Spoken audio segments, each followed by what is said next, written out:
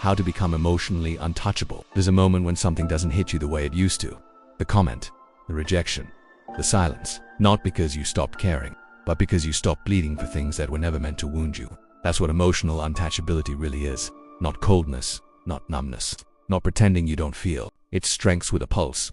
Most people think being emotionally untouchable means building walls. But walls trap you inside. The real work, it's building roots. Because when you're rooted, storms don't uproot you, they pass. Step 1. Stop outsourcing your self-worth. The moment you let other people decide how valuable you are, you hand them the remote to your emotions. A text reply can ruin your day. A look can shake your confidence. An opinion can live rent-free in your head.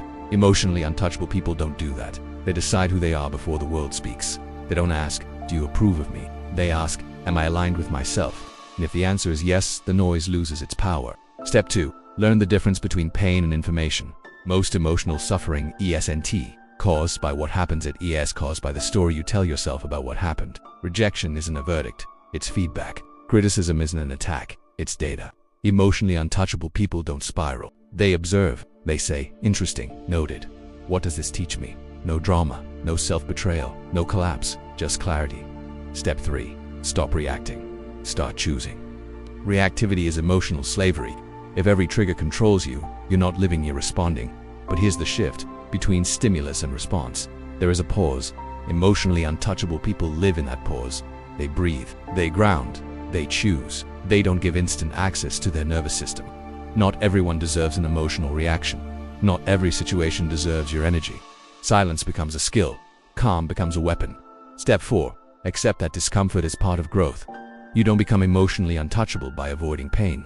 You become it by surviving yourself. By sitting with discomfort instead of escaping it. By feeling emotions without letting them drive, you stop saying, I can't handle this, and start saying, this is uncomfortable, but I'm still standing. Confidence isn't loud, it's unshakable. Final truth. Emotional untouchability is self-trust. When you trust yourself to recover, to adapt, to rebuild, fear loses its grip. You stop begging for reassurance. You stop chasing closure. You stop needing validation to breathe. You become steady. Not because life got easier, but because you got stronger. You're not here to be untouchable because you're fragile. You're here to be untouchable because you're grounded. And grounded people, they don't break, they endure.